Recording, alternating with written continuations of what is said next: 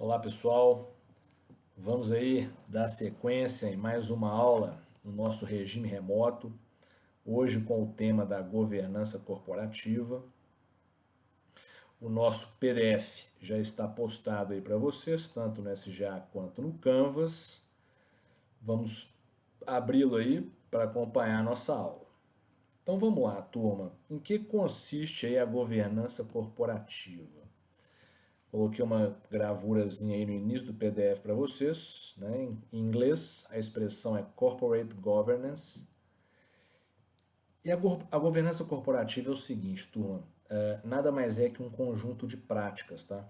Um conjunto de boas práticas que vão melhorar a gestão da companhia no geral, tá? É essa que é a ideia, né? O mercado, ele valoriza aquelas SAs, aquelas companhias que adotam boas práticas de gestão, tá? Ou seja, práticas que vão melhorar a relação dos administradores da companhia com os acionistas, a relação entre os acionistas controladores e os acionistas minoritários, tá? A relação da própria companhia com o mercado, né? Então, os investidores em geral, né, eles tendem a valorizar aquelas SAs, aquelas companhias que têm uma maior transparência, né? Que têm mecanismos de prestação de contas mais eficientes, né? Que tem ali programas de compliance instalados, né? Visando apurar ali irregularidades, enfim.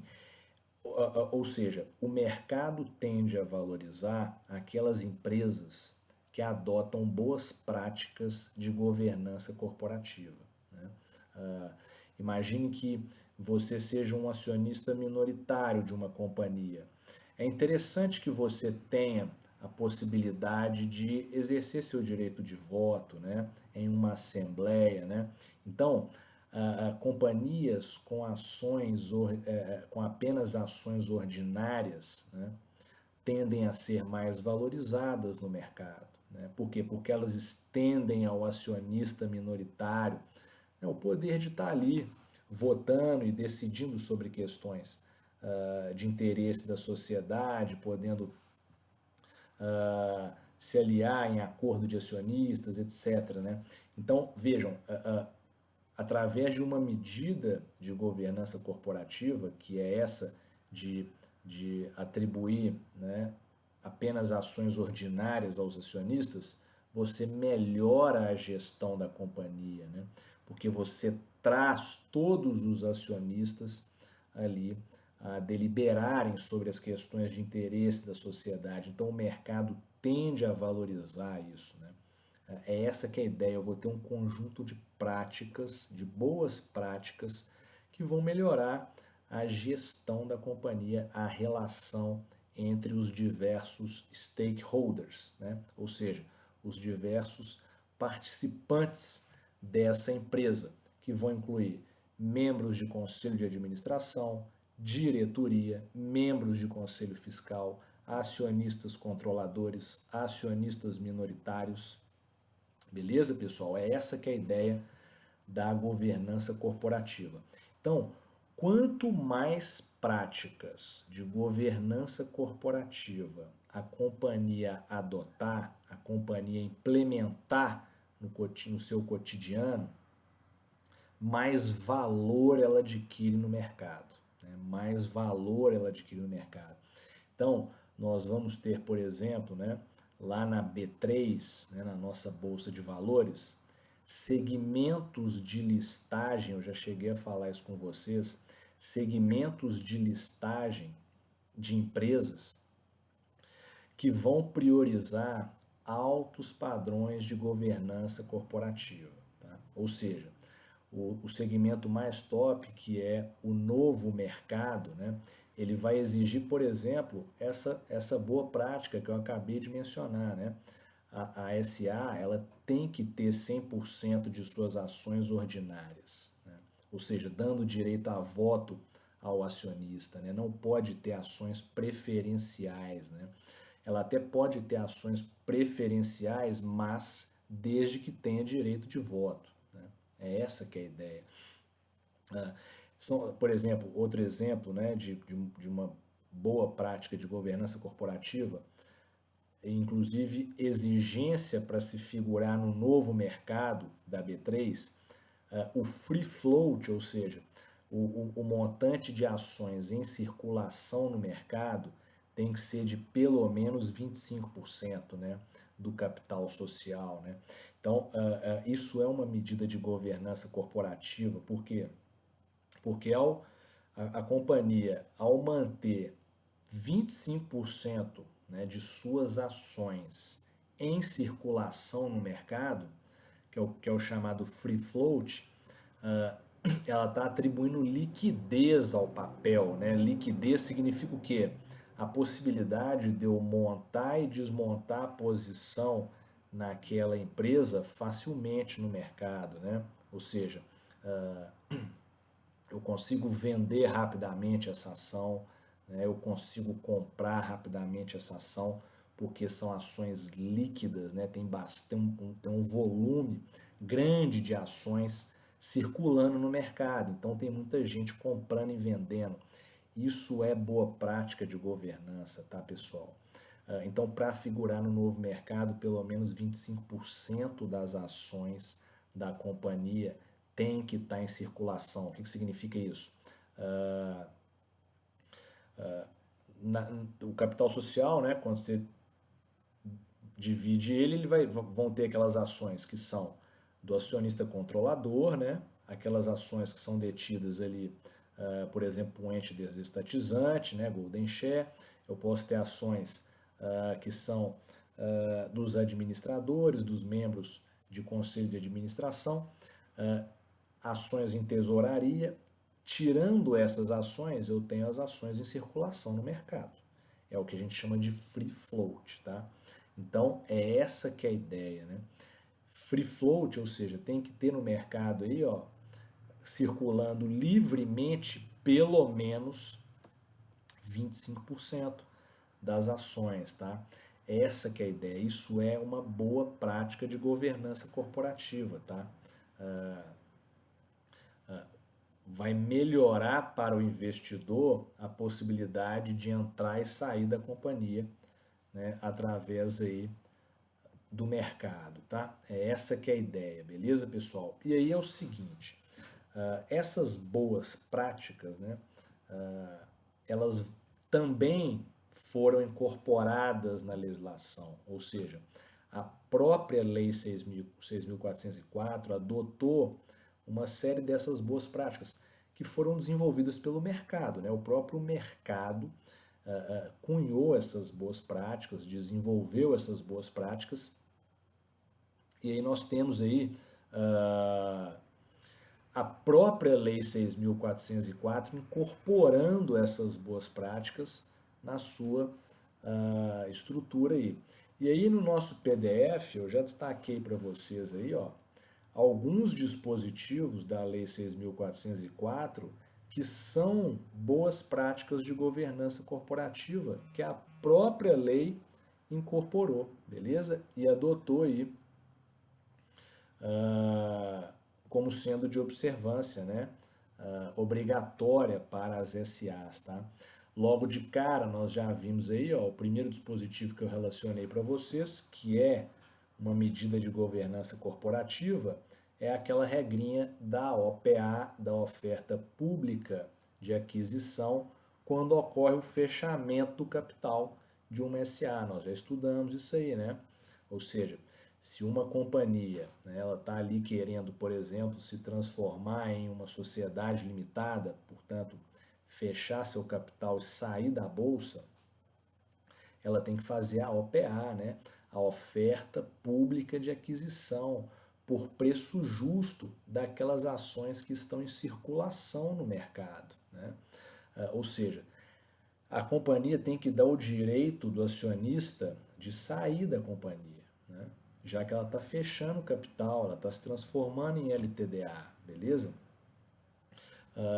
Então, a OPA, a obrigatoriedade dessa OPA é uma boa prática de governança que vem atender ao interesse do acionista, né, do titular de uma posição acionária na empresa, que foi incorporada na legislação. Beleza, pessoal? Que a própria legislação incorporou como medida de salvaguarda dos interesses do acionista. Beleza? Do acionista. Então, isso é uma boa prática de governança, tá, turma? Essa que é a ideia. Temos aí também, lá no artigo 109, tá aí na sequência para vocês, parágrafo 3º, a possibilidade de uma SA resolver seus conflitos por meio da arbitragem, né? Essa é uma boa prática de governança que a Lei 6.404 incorporou. Embora a 6.404 aqui, ó, coloque como sendo facultativa a adoção, né, de meios alternativos de solução de controvérsias, no caso a arbitragem, para uma SA figurar no novo mercado, isso aí todo mundo tem que, importante todo mundo destacar isso aí, para uma SA figurar no novo mercado, ela tem que ter no seu estatuto a previsão da arbitragem como meio alternativo de solução de controvérsias entre os stakeholders, tá? Entre acionistas, administradores, beleza? Acionistas controladores, acionistas minoritários, conflitos societários que surjam, né, dessas relações têm que ser solucionados por meio da arbitragem. Isso no regulamento da B3, tá? Para a empresa figurar no novo mercado, beleza?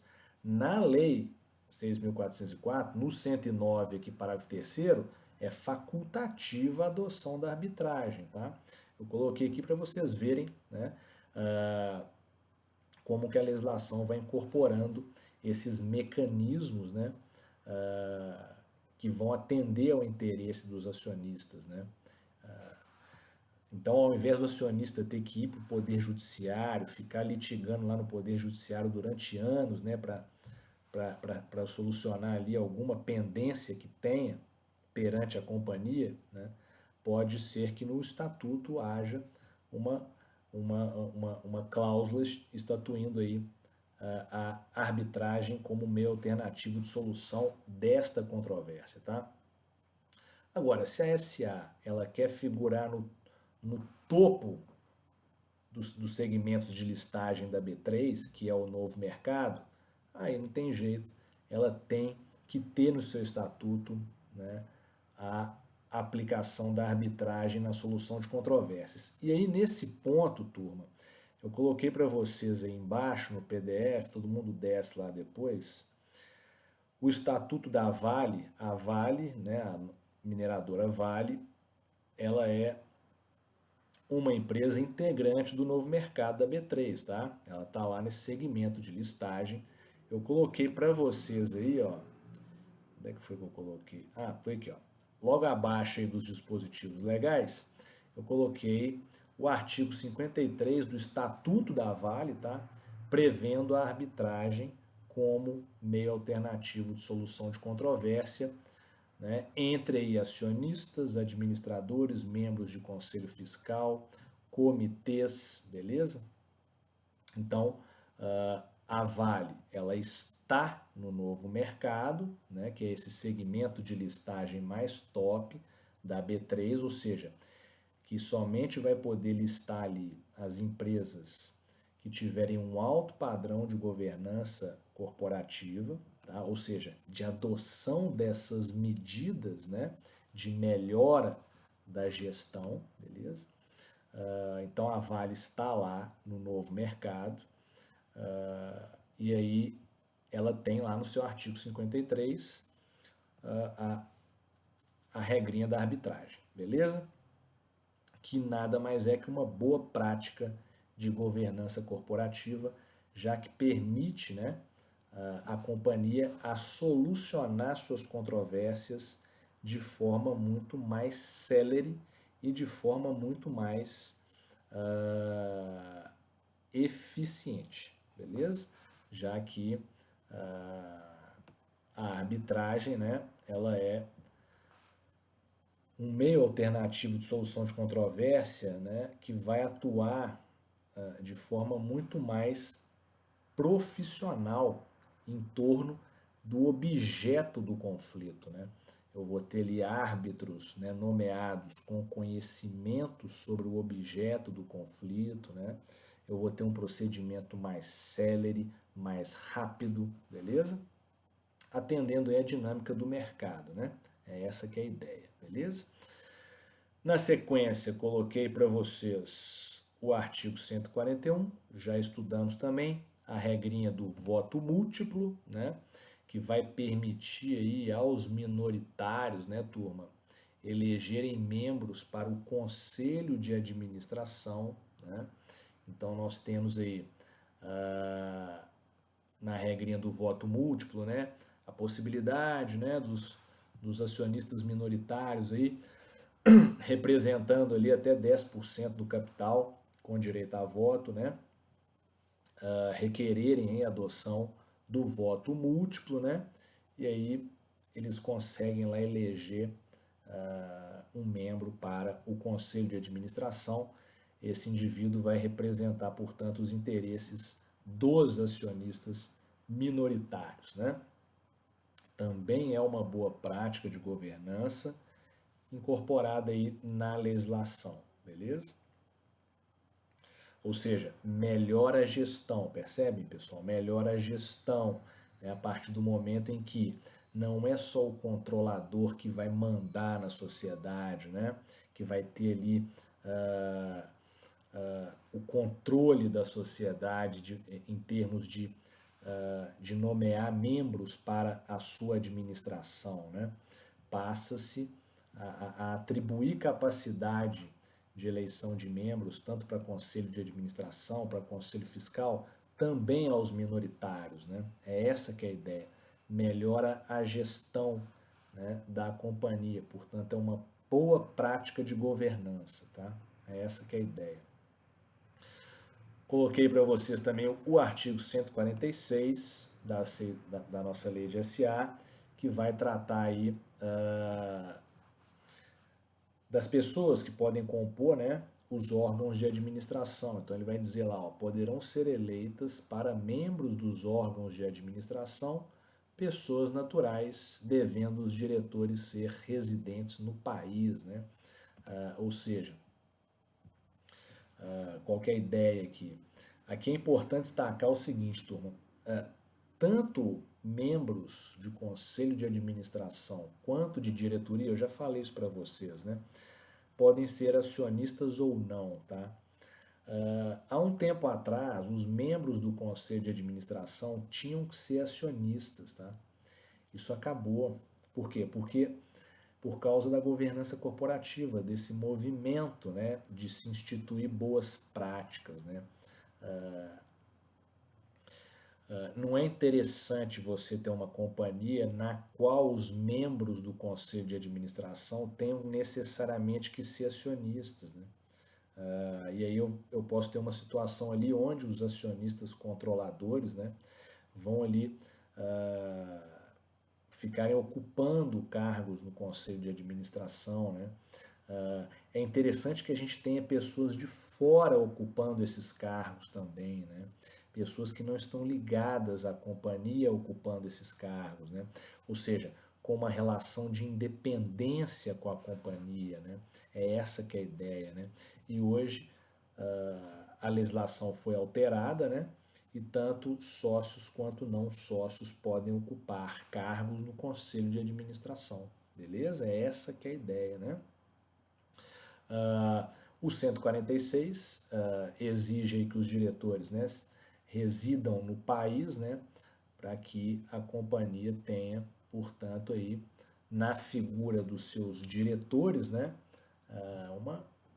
uma permanência, né, no país desses indivíduos, né, que eles não se afastem, né, da gestão da empresa. Essa que é a ideia, isso é uma boa prática de governança, tá? Destaquei ainda no artigo 254A, que nós já estudamos aqui, né, a alienação do poder de controle em SA, tivemos essa aula aí para trás, ou seja, quando o controlador da SA ele decide vender suas ações, né, ele decide sair do controle, nós temos a regrinha da necessidade de se fazer a OPA, tá? Ou seja, o que significa isso aqui? Se está se trocando o controle da companhia, aquele indivíduo que vai entrar como controlador, que está adquirindo as ações, né, do controlador, ele tem que fazer uma OPA para adquirir as ações também dos minoritários, né, que é o que a gente vai chamar de tag along right. Né, ou seja, ele tem que dar direito aos minoritários de saírem da companhia. Então, quem vai comprar controle, né, quem vai adquirir controle de companhia, né, tem que dar o direito dos acionistas minoritários de sair. E tem que oferecer, né, para comprar as ações dos minoritários, segundo o 254A, ou seja, segundo a Lei 6.404, um preço no mínimo igual a 80% do valor que ele está pagando pelas ações que dão o controle da companhia, né? Isso que é o tag along right, né?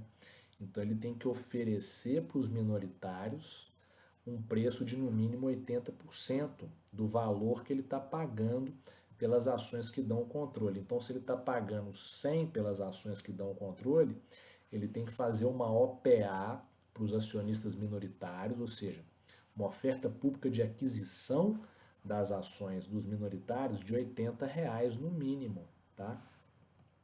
Isso é o que prevê, turma, o artigo 254A. Eu prevê a lei de SA. Eu já expliquei isso para vocês lá na nossa aula de alienação do poder de controle. Mas o ponto que eu quero destacar é o seguinte: se a gente for para o novo mercado, o segmento de listagem da B3 mais top, ou seja, que exige das companhias um alto padrão de governança, essa regrinha muda. Né? Muda por quê? Porque as melhores práticas de governança vão exigir que o tag along right seja de 100%. Né? Ou seja, o mesmo preço que o indivíduo que está adquirindo o controle da companhia vai pagar para o controlador, ele tem que pagar nas ações do acionista minoritário. Né? Isso é uma boa prática de governança. Vejam, como que atende o interesse do minoritário, protege o minoritário, né? O minoritário não fica nem sabendo dessas negociações, dessas tratativas, né? E aí ele é um investidor que está ali montando posição na companhia e aí de repente ele se dá aí com uma OPA, né, oferecendo para ele R$ 80 quando o cara está comprando as ações do controlador por 100. Né? Não é tão ruim a regra do artigo 254 da lei de SA, né? Mas seria melhor se ele pudesse receber o mesmo preço, né? O mesmo valor que esse novo controlador está pagando pelas ações que dão controle. Seria interessante que pagasse o mesmo valor nas ações dele, que é minoritário.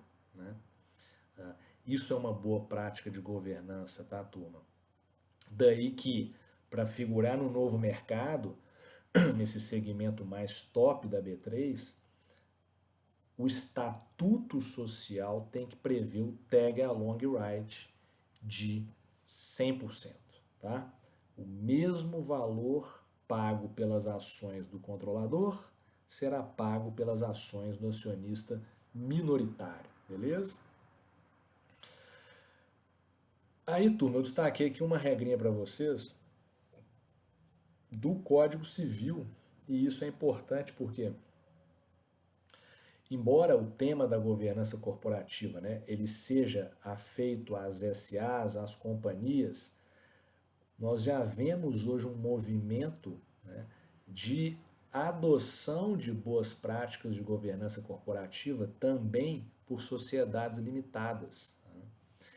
E não só, nós também vemos hoje né, as boas práticas de governança, naquilo que é compatível, sendo aplicadas a órgãos do poder público, né, à sociedade simples, né, à sociedade cooperativa, por exemplo. Tá? Então, essas boas práticas, né, elas vão alargando seu âmbito de aplicação e hoje se fala, né, em governança corporativa também em sociedades limitadas e sociedades simples, tá? E até mesmo em órgãos públicos, beleza? Então destaquei para vocês aqui o artigo 1066 que trata do Conselho Fiscal, regrinha que nós já vimos, né, lá atrás na matéria, né, que é aquela possibilidade, né, dos sócios, né, minoritários, né, indicarem um membro para o Conselho Fiscal, tá? Elegendo esse membro aí em votação em separado, né? Que é o que está lá no parágrafo 2º, ó. É assegurada aos sócios minoritários que representarem pelo menos 1/5 do capital social o direito de eleger separadamente um dos membros do Conselho Fiscal e o respectivo suplente, né? Ou seja, está atendendo o interesse dos minoritários, percebe? Está equilibrando as relações de poder no interior da companhia. Isso é o que? Governança corporativa, tá?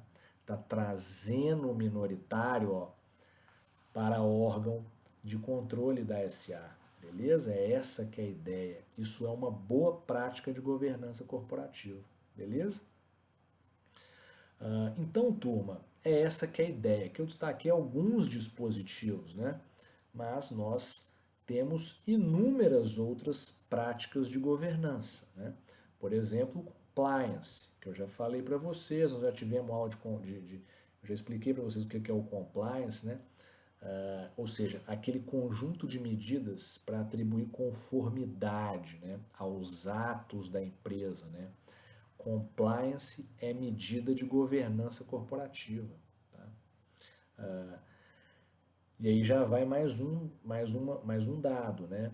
Para figurar no novo mercado, a empresa tem que ter programa de compliance. Né? A SA tem que ter um programa de compliance instalado, com a figura do compliance officer, com o código de ética, beleza?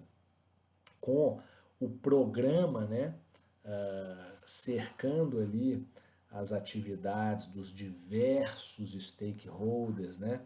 Ou seja, tanto de administradores, membros de conselho, mas também fornecedores, né? Todo mundo ali vinculado a esse código de ética, né? Pautando suas condutas, né? Conforme o disposto nas normas internas da empresa e nas normas legais aí, né? É essa que é a ideia. Compliance é medida de governança corporativa, tá, pessoal? Muito importante isso.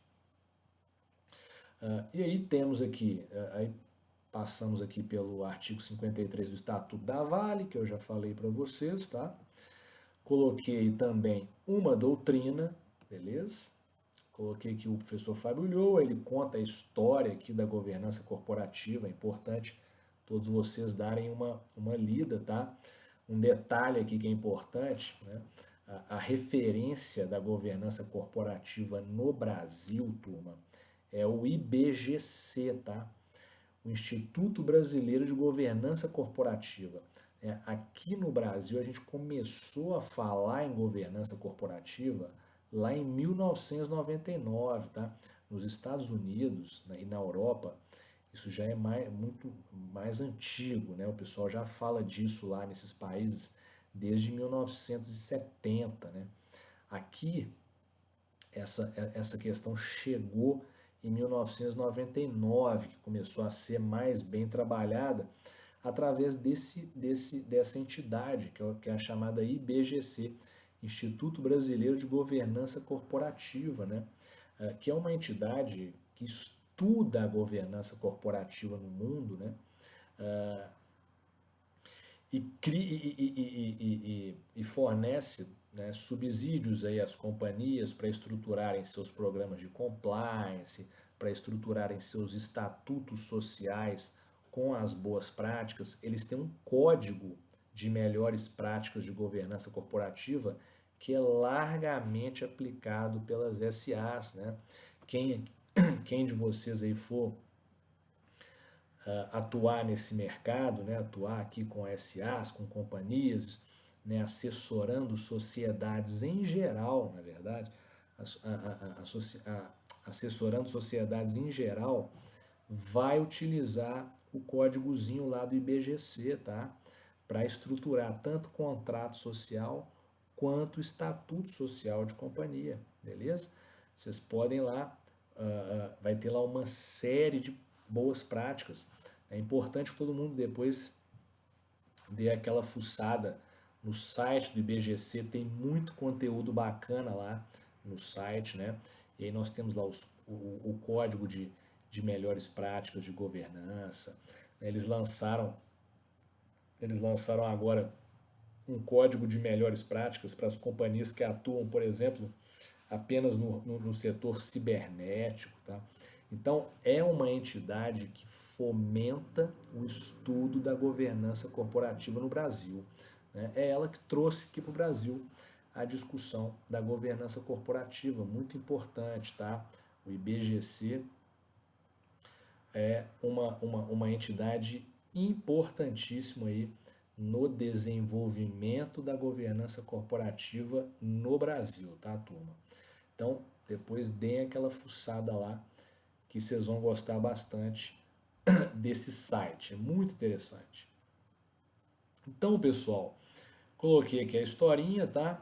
É claro que esse movimento, né, ele não surge do nada, né? Esse movimento de se criar boas práticas, né, de governança, ele não surge do nada, ele surge a partir, né, daqueles escândalos de corrupção envolvendo grandes companhias abertas, né, lá nos Estados Unidos, também na Inglaterra, né? Tivemos aquele grande escândalo lá nos Estados Unidos com a Enron, né? Uma empresa gigantesca que se envolveu lá num mega escândalo de corrupção. E aí a ideia de se instituir boas práticas de governança surge a partir dessa necessidade, né, dos investidores, do próprio mercado, né, em aplicar com segurança seus recursos. Né? É essa que é a ideia. Daí o valor de uma companhia que adota boas práticas de governança, né? Ela torna o investimento mais seguro, né? Então os investidores costumam buscar essas empresas, né? O que a gente costuma chamar no mercado de flight to quality, né? O voo para a qualidade, né? O voo onde eu tenho mais segurança, onde eu tenho mais transparência, mais previsibilidade, né? Então, quanto maior o nível de governança, quanto maior for a adoção dessas boas práticas, mais valor a companhia vai ter, beleza? É essa que é a ideia. Então todo mundo depois dá uma lida aí na historinha da governança, contada pelo Fábio Lhoa, muito importante. Coloquei aqui para vocês os segmentos de listagem da B3, começando no Bovespa+, são 4 segmentos, tá? Então nós temos o Bovespa+, vai exigir algumas medidas de governança, né? Aí vem o Bovespa mais nível 2, que já vai ampliar as medidas de governança que a companhia tem que adotar. Por exemplo, no Bovespa mais nível 2, já tem a regrinha do tag along de 100%. Ó. Beleza? Aquela regrinha do tag along que nós vimos ali na alienação de controle, né? Quem compra controle de companhia tem que fazer uma OPA, né? E oferecer para os acionistas minoritários o mesmo preço que está pagando pelas ações que dão controle, para uma companhia estar no Bovespa mais nível 2, já tem que estar com tag along de 100%. Tá? Aí vem o novo mercado, que se divide em 2 níveis. Novo mercado nível 1 e novo mercado nível 2. Tá? Ou seja, vai passando aqui de nível, vai se exigindo a adoção de mais práticas de governança corporativa, tá, turma? Então, no novo mercado nível 1 aqui, ó, nós já vamos ter a regrinha do free float mínimo de 25%, ou seja, tem que estar em circulação no mínimo 25% das ações do capital social dessa companhia, tá, turma? E por aí vai. No novo mercado nível 2 aqui, por exemplo, ó, já se exige que todas as informações da companhia sejam divulgadas, tanto em língua nacional quanto estrangeira, tá? Nós vamos ter uma série de regras, né? A Vale figura aqui, ó, no novo mercado. Coloquei para vocês aí o artigo 1º do Estatuto Social dela, né? Que já vai definir que ela está lá no novo mercado da B3, tá? Já constando no próprio estatuto isso, então faz com que ela tenha que adotar essa série de medidas de governança, né? Ela tem que ter free float de 25%, tag along de 100%, ela tem que ter só ações ordinárias, e aí um detalhe que é importante aqui é o seguinte, ela só tem ações ordinárias, né? Portanto, só ações que dão direito de voto, mas ela tem de ação preferencial apenas as Golden Shares, tá? As Golden Shares. As Golden Shares são aquelas ações de classe especial, né? Em caso de privatização, porque a Vale foi privatizada lá atrás. Então, ela tem as Golden Shares como ação preferencial, mas né? Isso é uma exceção à regra, só se permite as Golden Shares, né? Nesse caso, mas o ponto é esse. 100% de ações ordinárias, portanto, dando direito de voto ao acionista. Tá? Então, quanto maior for o nível de listagem na B3, maior é o nível de governança corporativa que essa companhia tem que ter. É essa que é a ideia, pessoal. Então nós vamos ter aí uma série de regrinhas, né, que a companhia tem que adotar para ela ampliar o seu valor e se tornar mais interessante ao mercado. Os investidores vão buscar isso. Quando eu falo investidores aqui, turma, eu não estou falando apenas de especuladores, tá? Eu estou falando aqui de grandes fundos de investimento, bancos, tá? Fundos de pensão, né? Essas figuras, né, buscam aplicar os recursos que dispõem, né, em empresas com alto padrão de governança, tá? Que vão adotar essas medidas de governança, tá? Por quê? Porque eles estão trabalhando aí com dinheiro de outras pessoas, né? Um fundo de pensão está ali gerindo bilhões de reais ou de dólares, né, ou de euros, né, de milhares de pessoas, né? Então tem que ter muita responsabilidade na hora de aplicar esses recursos, né? E aí a ideia é buscar essas empresas, né, que figuram nos segmentos de listagem que exigem um alto padrão de governança corporativa. Isso vai ter em todas as bolsas mundo afora, não é só aqui no Brasil que a gente vai ter novo mercado, obviamente, né? Tranquilo, pessoal? Aqui a gente tem esses segmentos aí do Bovespa Mais e do novo mercado, né? Beleza? Uma outra regrinha aqui de governança corporativa que é interessante, que é exigida, né, de companhias para figurar no novo mercado, é do conselho de administração. O conselho de administração ele tem que ter pelo menos 20% de conselheiros independentes, ou seja, de fora da companhia, tá? E com mandato de 2 anos, tá?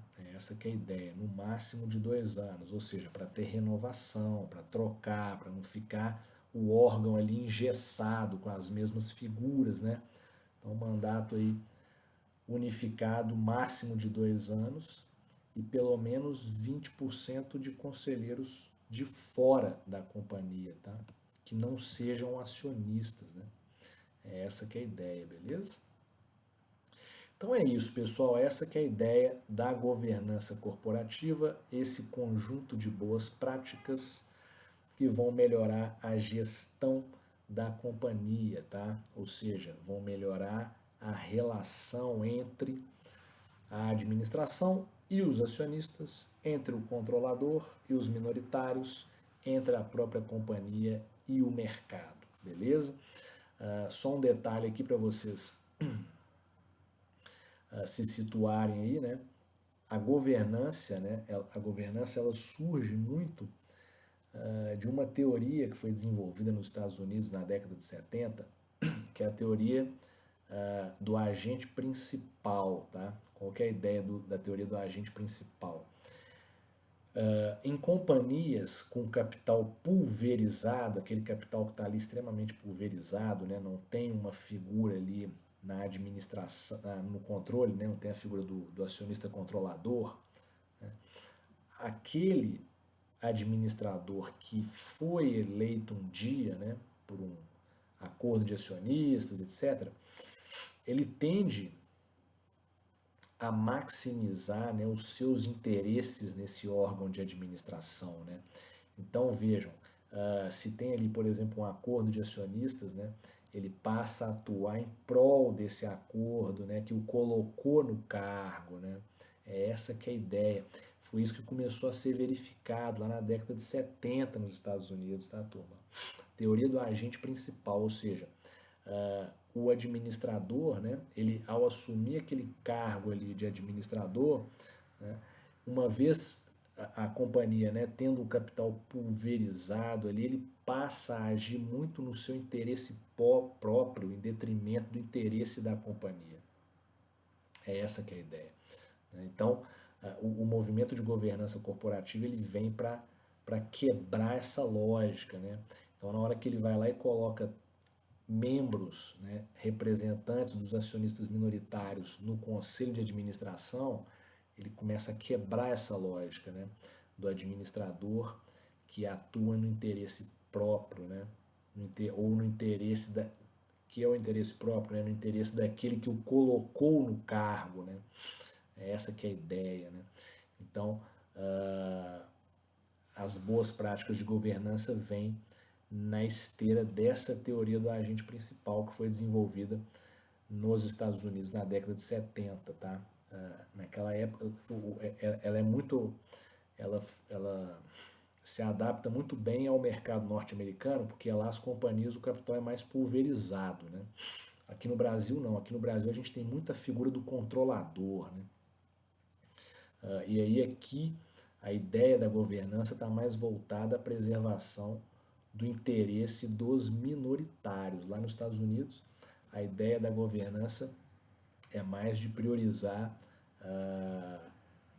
a atuação dos administradores em prol do interesse da sociedade como um todo, né? Em detrimento do interesse próprio, né? É essa que é a ideia. Então, a teoria do agente principal está nas origens aí desse movimento de governança corporativa que começa lá nos Estados Unidos e na Inglaterra. Beleza, pessoal? Depois vocês deem uma lida na historinha que o Fábio Lua conta, muito importante. Lembrar que compliance é medida de governança obrigatória para que uma empresa possa constar do novo mercado, beleza, turma? E outras. Depois acessem lá o site do IBGC, deem uma fuçada lá, deem uma lida no Código de Melhores Práticas de Governança, tá? Que quem for atuar nesse mercado vai utilizar muito na hora de estruturar contratos sociais e estatutos sociais.